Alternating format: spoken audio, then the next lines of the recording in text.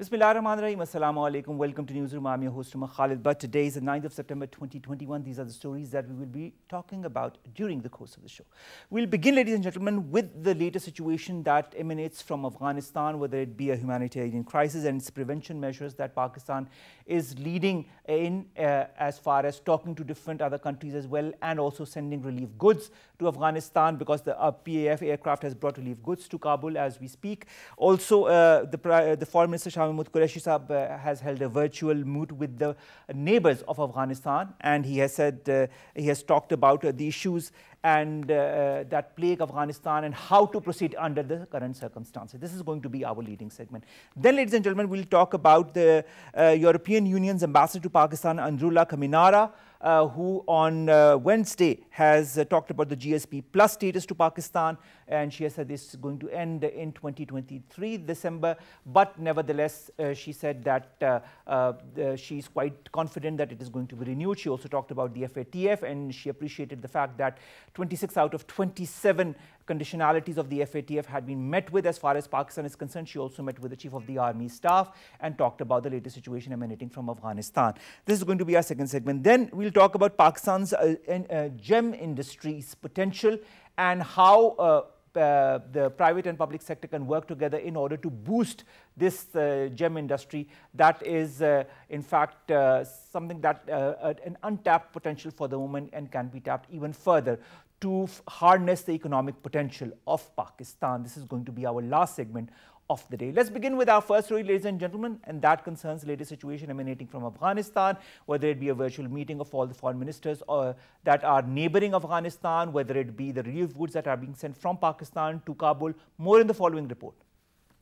In order to instigate sustainable peace and stability in western neighbor Afghanistan, Pakistan has stepped up diplomatic offensive as an honest regional broker. Thus, Islamabad hosted a virtual meeting of the foreign ministers of Iran, China, Uzbekistan, Turkmenistan and Tajikistan on Wednesday to urge the world to discard the old lenses and proceed with a realistic and a pragmatic approach in Afghanistan. Foreign Minister Shah Mahmood Qureshi also suggested inviting Taliban-run interim government to a regional forum of 6 countries to help avert a humanitarian and economic crisis in the country. Pakistan has reaffirmed its abiding commitment to a peaceful, stable, sovereign and prosperous Afghanistan. Afghanistan's new acting Prime Minister Mullah Muhammad Hassan also emphasized that the caretaker government would guarantee the security of diplomats, embassies and humanitarian relief institutions, stressing that the group wanted to establish positive and strong relations with the country in the region and beyond. Akhund also reiterated the Taliban's promise of amnesty for anyone who has worked alongside the United States and the administration it backed following its 2001 invasion. U.S. Secretary of the State, while speaking to Afghanistan's Tulu news agency, stressed that United States could work with the Taliban government that fulfills its commitments and obligations. While China and Uzbekistan have expressed their willingness to cooperate with Taliban, European Union and United Nations have expressed their disapproval of the composition of the new Afghan government. On Tuesday, Taliban announced an interim government dominated by the group's old guard and the veterans of Afghan war securing top positions. In the new post-US withdrawal Afghanistan, there are myriad formidable challenges waiting to be resolved by the new administration. It remains to be seen that whether Taliban would be able to ameliorate a painful economic and social morass of the war-ravaged country. To talk more about Afghanistan, we've been joined by Dr. Hasnain Javed. He's an analyst. Dr. Saab, thank you very much to have joined us. Dr. Saab, let's first talk about the virtual meeting of the foreign ministers of the neighboring countries of Afghanistan, and of course hosted by Pakistan. How do you view the different conditionalities, the different points that Shah Mahmood Qureshi Saab has pointed out as far as Afghanistan humanitarian crisis or economic crisis is concerned? First of all, the important facts we need to understand that before the Taliban gave the idea and clue for the new government, they says that the seize of the most Afghanistan more than the 3 weeks ago, outstanding the previous elected leadership. Now, it was not that government which was being expected, but now they have clearly stated that this government is going to lead.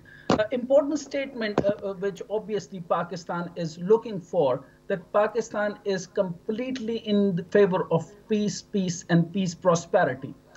geo-economic situation must be better than the geopolitical situation. But yes, this is the very important issue which has not been suggested so far, that the hunger in Afghanistan is quite a long way, as you have seen, that we must have to focus also on the humanitarian ground, which is like UN has said, that it is completely, the life-saving aid must have to be there, that 1 out of 3 Afghan is currently at risk of serving or acute hunger. Half of the Afghan children under the 5 already suffer from acute malnutrition, according to the UN reports. So in this discussion, Pakistan is also on board for,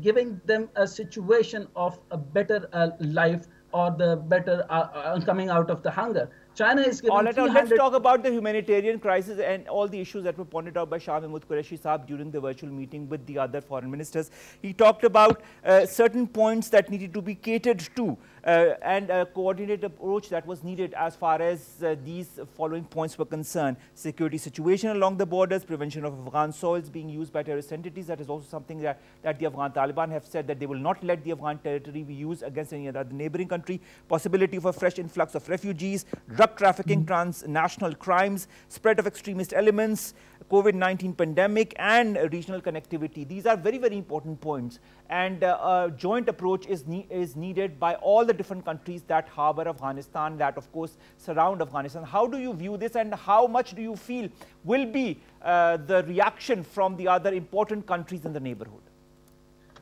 See, the first important point is that what the White House spokesperson Jen Psaki says. It is very important statement, if you could, focus on it, that there would be no recognition of the Taliban government soon. So it is a complete disconnection, obviously. Then is the IMF. Then is obviously obligation of all the sanctions on the Afghanistan. So nobody is expecting any kind of aid, obviously, from America or the US. So the foreign minister has emphasized all the directional aspects, all the geopolitical issues, all the sanctional issues, and obviously the new government has to form earlier, as soon as possible, because the whole dependency is upon the new structure and new design. And the new structure and new design is, depend on their the new selection of the ministries, which is like 25 ministries is going to be happen, or the 35, but it is under the bigger council, or the higher council, or the Jirga, or the Islamic Shura, or what we call it, Amruhum Shura Bainahum. Obviously, they are going to have the fulfillment of the idea. So foreign minister actually focused on the humanitarian grounds, but on the strategic side, he focused on very important few points, like from an inclusive and the broad-based government giving representation to all segment and denominators of the Afghan society, including religious and ethnic minorities and women. Second idea, which has been given by the Qureshi Saab and the foreign minister and the other minister in the cabinet, showed the word of the respect for the human rights and the right of women and minorities. Third was the main point was, which has been focused in the cabinet, that to allow the territory to be used not for the non-state actor, including the ISS, KI, and the Al-Qaeda, EITK, and TTP. And the very important issue, which is which must have to be in focus and which must have to be on table, that who is supporting, who is still, supporting those who are trying to make Afghanistan again a no-man land, those who are again trying to not to form the government. But this government is obviously, as I told you, the governance structure would be, resemblant to the Iranian structure. For example, as Imam Khomeini set the governmental structure for the Al-Walayatul Faqih, the one who is the technocrat plus the religious affair expert. For example, Dr. Saab, I understand that there's going to be resemblance as far, in your point of view, as far as the governance between Iran and Afghanistan is concerned. How much of that is going to be accepted by the powers that be. We've seen the reactions coming from Germany, China, Japan, the European Union, the United Nations, as well as the United States of America. Do you feel in the long run the measures taken by the Afghan Taliban and the government that is going to be eventually formed after this interim government will be accepted by the powers that be? See, first of all, if I would take the name of the Putin, obviously, the three factors, that Russia, China, and obviously Iran to some extent, and other countries. The Putin says far more trustworthy partner than the puppet government in Kabul that he talked about, the previous government. Then he says that Russia also believes that the Taliban takeover of Afghanistan can strengthen its partnership with the non-Western powers. So there is a clean, a pole apart that there is a West power, and then the Southeast Asian bloc or the economic bloc is going to be appear in a very soon time. So next is the Iranian President Ibrahim Raisi. Obviously, I just seen that you might talk to the Ibrahim Raisi sahab as well. So the desire to work with Russia on the stabilization of Afghanistan, again, this is the directional shift. Then is the Russia, China, and Iran. And the China, what Afghanistan says that we are completely partnering with the China, and whosoever and whatever the economic situation would be, we are with China, and we at the main back.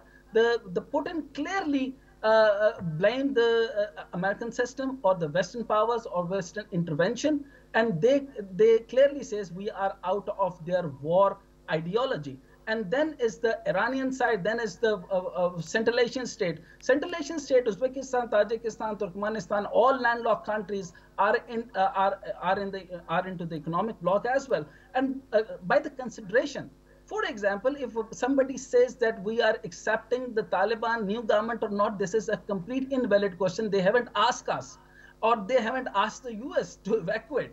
They ask, I mean, it is the clear idea. If, for example, if they form the theocratic government, what would the world respond to other countries? Why not the Vatican City? Now, Dr. Saab, when you talk of other countries, I'd like to, take you to the second moot that our Foreign Minister Shah Mahmood Qureshi Saab was part of, which was co-hosted by Germany as well as the United States of America. Of course, the US Secretary of State was there in the meeting as well, in which our Foreign Minister said that the new situation, that is the new government, interim government, requires discarding old lenses, developing new insights, and proceeding with a realistic and pragmatic approach. How much do you feel is that possible? See, this is very much clear, and this is very much possible. See, the China and Russia factor is most important. Now, minus the Russia, okay, focus on China.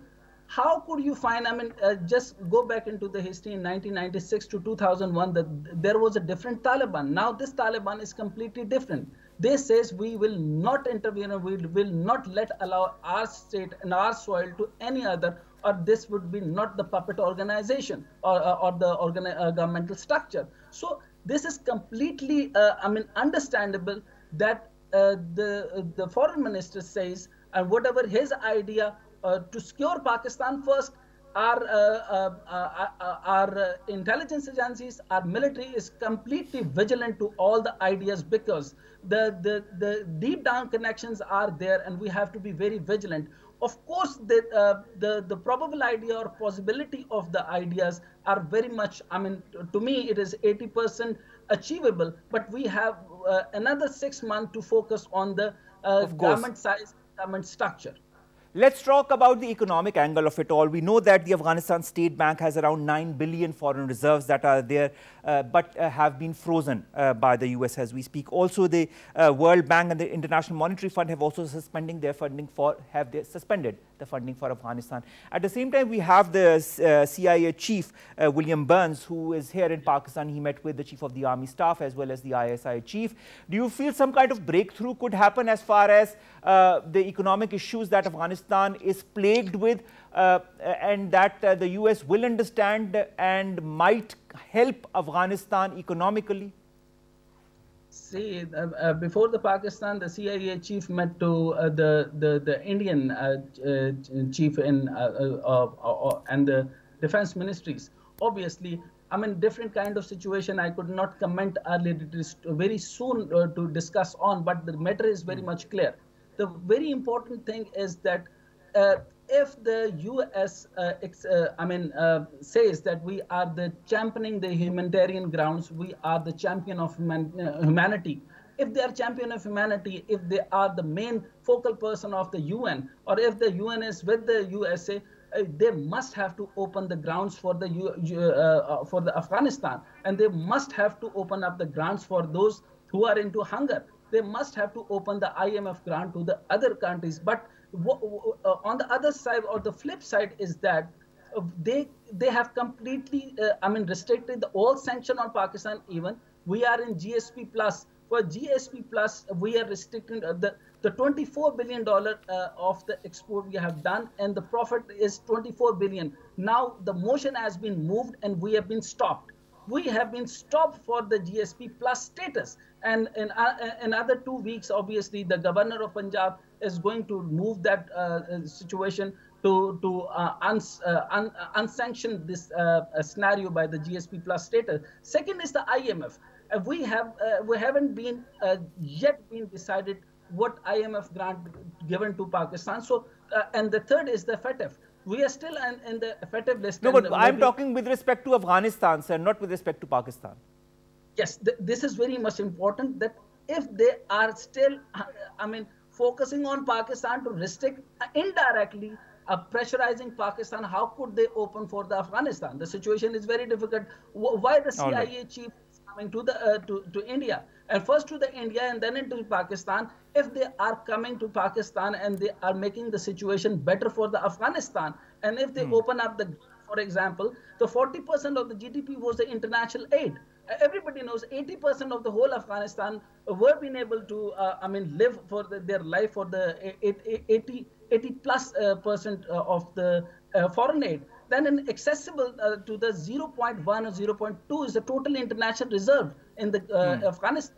Then in Afghanistan, real gross domestic product expected to shrink 9.7 this financial year, with a further drop to 52% seen in next year. Dr. Saab, in my point of view, it will only be in time that we will understand and know what kind of perspective the Western powers are going to go with as far as the future of Afghanistan is concerned.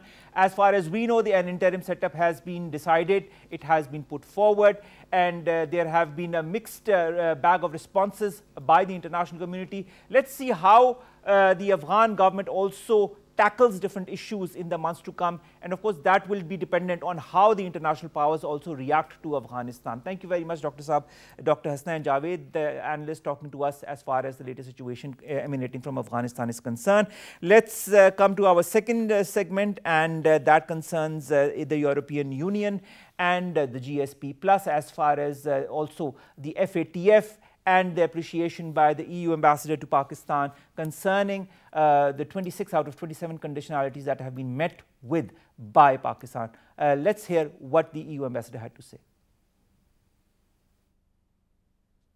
The last report, FATF report, actually recognized that Pakistan has already achieved 26 of the 27. The position of the EU has always been that we recognize the major achievements, the road traveled by Pakistan I would say in a very short period of time. We encourage Pakistan to do the extra effort for the 27th, and we look forward to the next meeting of the FATF, where there will be a new decision about what happens with the current grey listing of Pakistan. I think it's in October. Now, of course, the Pakistan EU Business Forum has also been launched to promote Pakistan's small and medium industries enterprises sector at a ceremony. In the first phase, this forum is going to provide an annual grant of 100 million euros for the development of the small and medium-sized businesses. This is the first ever EU-Pakistan Business Forum, and it was launched yesterday, and it is aimed at, of course, boosting trade with countries in the European Union. At the same time, Pakistan has also signed the access to the GSP Plus status that is going to remain in in place until the end of next year, 2023, and it is then that the EU will decide whether to extend the GSP Plus status to Pakistan as well. At the same time, the ambassador of the European Union to Pakistan, Androulla Kaminara, also appreciated the fact that Pakistan was meeting with the conditionalities as far as the FATF was concerned. And she, of course, said that the GSP Plus status has a very positive effect on Pakistan. It has boosted Pakistan's exports to the European Union by $7.5 billion US. She was talking to the media. Of course, we are showing images of that, and we also showed you a little clip of what she had to say in the inauguration as well. Also, the EU-Pakistan Business Forum is a very important forum that she also inaugurated, and Ambassador Kaminara also praised Pakistan's performance regarding the implementation of the FATF, of course, the action plan that was recommended by the FATF. She termed the implementation of 26 out of 27 recommendations of the FATF as a great achievement for Pakistan. She expressed the hope that the country will successfully implement the last point. She also added that the decision to remove Pakistan from the grey list will be taken in the next FATF meeting. She also said that the European Union had certain concerns as far as Pakistan was concerned, but of course she said that of course she expected that all the conditionalities will be met with in the future. Ambassador, Excellency, thank you very much to have joined us. It's a pleasure to have you on board. Excellency Kaminara, let's talk first of all about the EU-Pakistan Business Forum. How important do you feel it is as far as promoting Pakistani businesses in the European Union is concerned? And how much do you feel this can go as far as boosting Pakistan's current economic status is concerned? I think it's hugely important. I think a very big step forward in EU-Pakistan trade relations took place yesterday. One of the reasons that we decided to launch this EU-Pakistan Business Forum, particularly targeted on SMEs, was that we saw that the GSP Plus opportunities offered were not really fully taken up. By that I mean that under GSP Plus there are a very large number of products and services that can benefit from zero import duties into the EU, but Pakistan was not using all of those opportunities. I have to also underline that Pakistan has been doing very, very well with respect to GSP Plus, but it could do even much better. So since there were only the GSP Plus benefits were only being used for a few sectors, we decided to make it better known what other sectors can benefit from this, and also to inform particularly SMEs, which are the ones that need more information about how to access the EU market and what opportunities exist there. As far as the opportunities are concerned, Excellency, you also said that the SMEs will be provided with easy access to credit, technology transfer and elimination of red tape. How important is it to further boost this industry in Pakistan? Well, in order to eliminate, for example, red tape, it's not just on the EU that has to provide support, but it's also work in partnership with the government of Pakistan in order to see how we can, let's say, streamline some of the processes to make it easier. But on some of the other issues that concern SMEs, like issues of what skills are necessary, technology transfer, and also potentially for access to financial resources. With the other arm of what the EU is doing here, our development cooperation projects, we can help in supporting SMEs to gain those skills, to gain to have access to technology transfer, and also support in potentially having access to financial resources by supporting schemes here in Pakistan that would provide loans and guarantees for SMEs in order to be able to export. All right, ma'am. And how important do you feel is the GSP Plus status that, of course, has been provided by the EU to the Pakistani business community, especially the SMEs?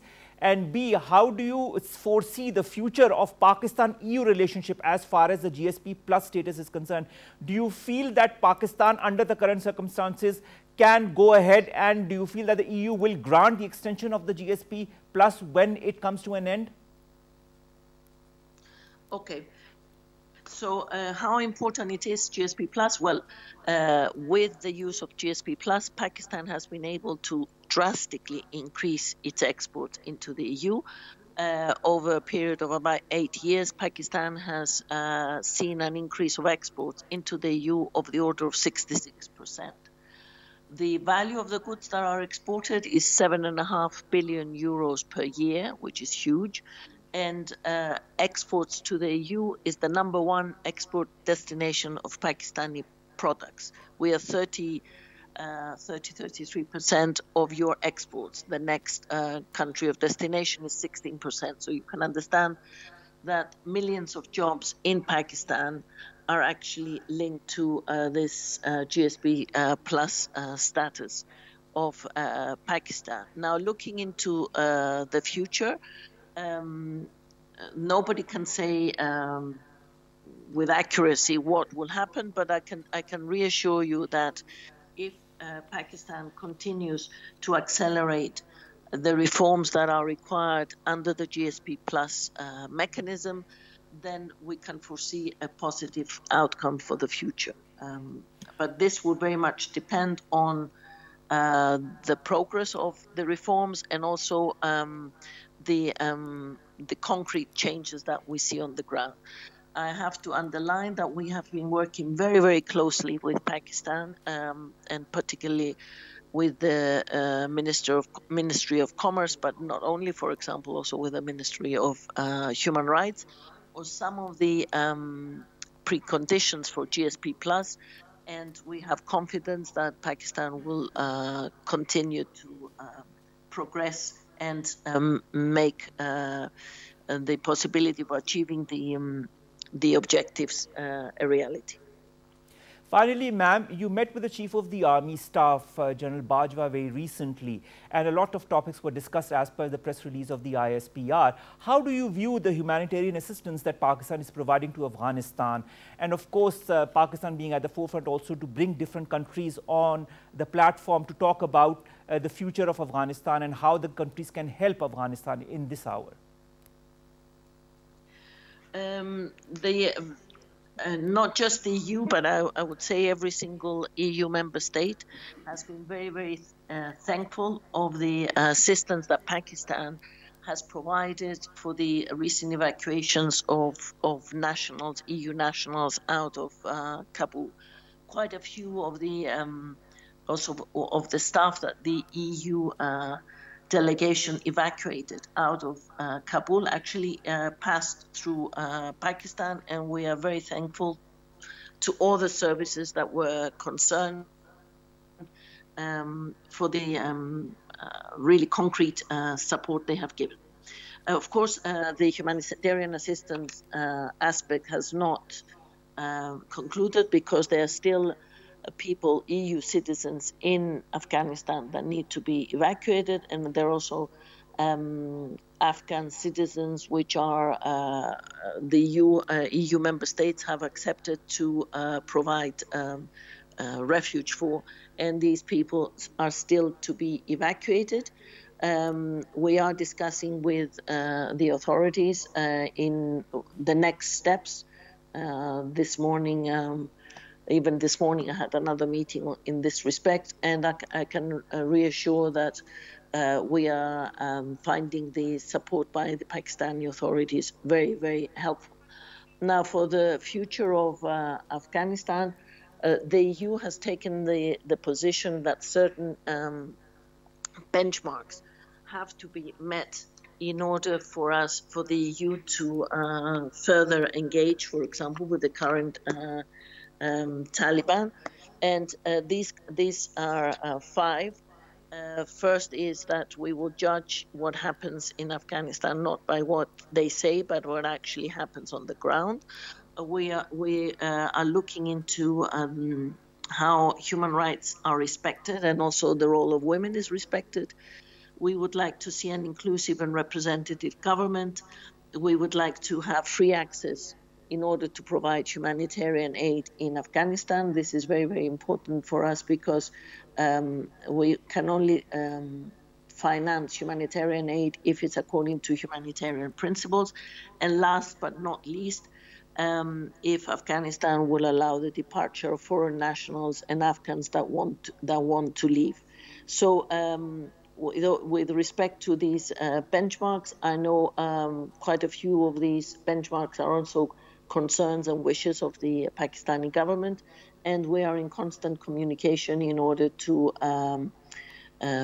assure that the evolution of the situation in Afghanistan is in a direction where the Afghan people are provided with the aid that they really desperately need. Currently, I mean, even before the 15th of August, huge humanitarian needs existed in Afghanistan. And then Afghanistan also had a drought, which affected the poverty levels of quite a few million people. And now, in addition, we have the change in the takeover of the Taliban, which is actually increasing the humanitarian needs of the country. It is estimated that about half the population will need humanitarian aid. All right. Thank you very much, ma'am, to have given us a broad view of the EU-Pakistan relationship, and also as far as the economic angle is concerned, also as far as Afghanistan is concerned, and what the EU expects from Afghanistan as far as mutual cooperation between the two is concerned in the future. Thank you very much, Excellency Androulla Kaminara, Ambassador of the European Union to Pakistan. Let's go to our third segment, ladies and gentlemen, that concerns Pakistan's gem industry potential and what needs to be done to further enhance it. More in the following report. Pakistan's precious and semi-precious gemstones reserves are worth trillions of dollars, but this potential remains hitherto untapped. It requires robust dedication to harness full economic potential of Pakistan's gemstone industry so that our country can compete with the likes of India and Thailand in the international market. For effective branding of this national asset, government is helping the traders and craftsmen to relinquish primitive production and marketing methods and adopt novel mining, cutting, marketing and polishing techniques to cajole foreign buyers. Special focus must be on unleashing unprecedented economic potential of Swat Valley emeralds and the ruby of Kashmir, though there are myriad other areas too which need governmental intervention. In order to endorse the glistening glamour of Pakistan's highly dense and reflective gems, there is urgent need to host gem and mineral trade shows, organize exhibition centers for the traders, training workshops to bring Pakistani gemstone industry up to modern requirements. As further reinforcement for indigenous gemstone industry, government must strive for suitable taxation structure and the promotion of ease of doing business in gemstone industry. In a highly competitive world economic order, Pakistan must passionately promote its natural wealth, and first step towards this effort is to institutionalize gemstone industry. Now, if we speak of the gemstone industry of Pakistan, Pakistan has the 5th largest reservoir of gemstones in the world. The country exports gemstones worth at least $3.7 billion annually. The potentials of Pakistan's gemstone industry is huge when it comes to adding to the country's economy. It is pertinent to note that this is an industry that can further grow if given the right incentives from the public and the private sector. Pakistan has the potential to export 800,000 carats of rubies, 87,000 carats of emeralds and 5 million carats of peridot annually. It all depends on how it is mined and how the different expeditions work together as far as that is concerned. Rukhsana Zaman, CEO, Silsila Gems and Jewelry, joins us online. Rukhsana Zaman, can you hear us? Yes, please. Can you hear me? All right. Rukhsana Zaman, thank you very much to have joined us. How important is the gemstone industry for the economic progress of Pakistan? Bismillahirrahmanirrahim. Thank you so much for actually inviting me for the show.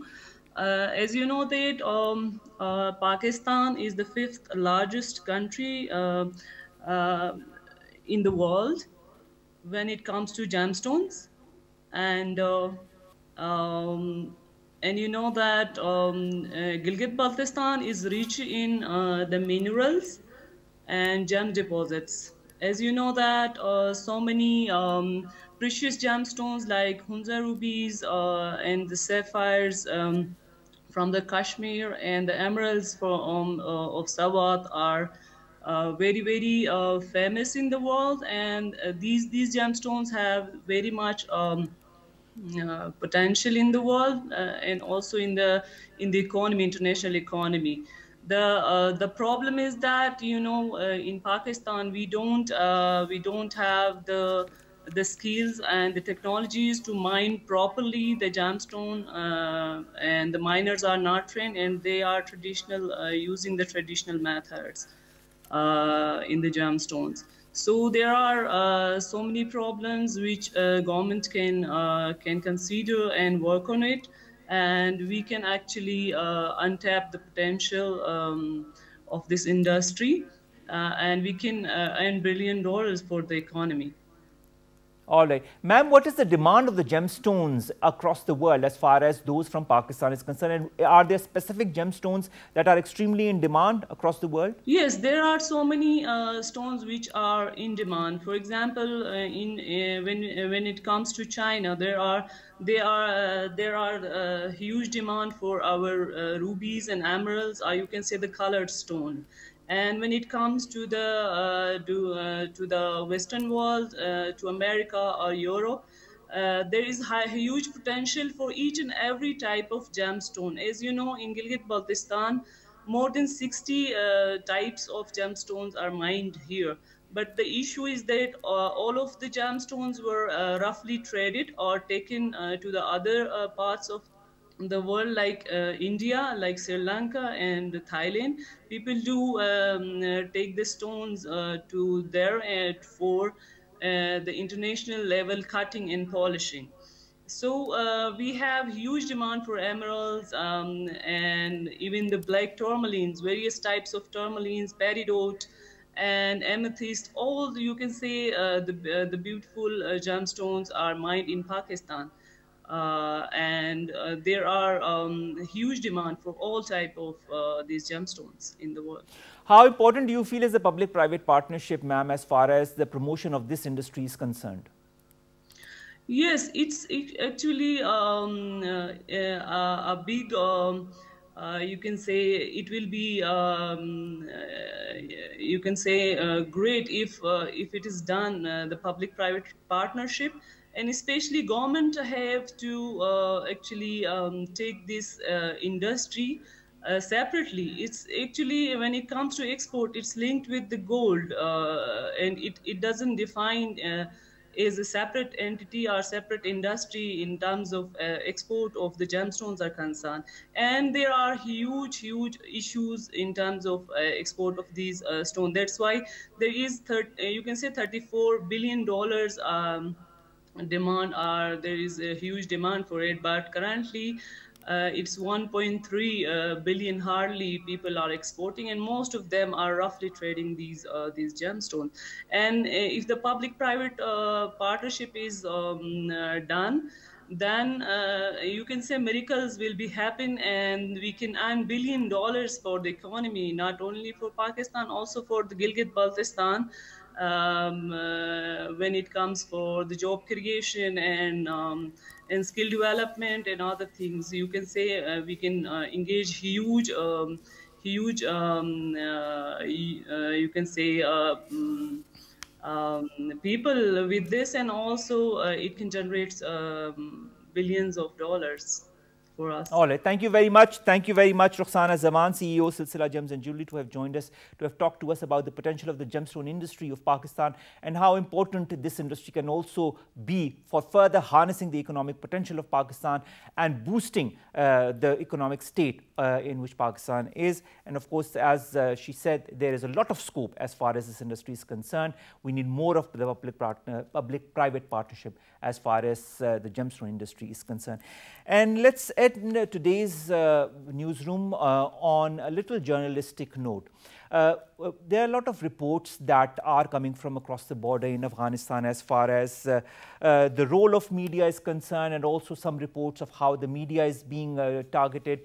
What needs to be done by the current government, that is of course that of the Afghan Taliban, is that they need to investigate such incidents, whether they are true or not, because of course there are a lot of how should I say, positive or negatives that emanate from a country when it undergoes a certain change. There are certain elements that do not like change, are certain elements that like it.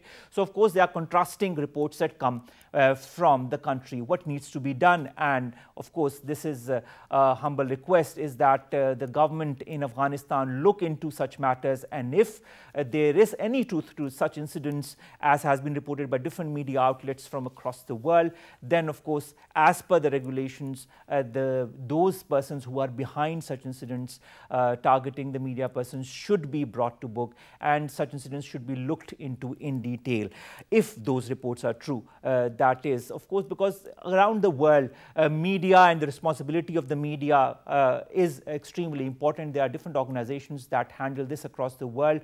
Whether it be an emerging country, a developing or a developed nation, it is important that the media persons be taken care of. With that, we come to an end of today's newsroom. We'll see you inshallah with new news, segments and stories that matter to you and to us. Till then, stay safe, follow the SOPs and get yourselves vaccinated. Allah Hafiz.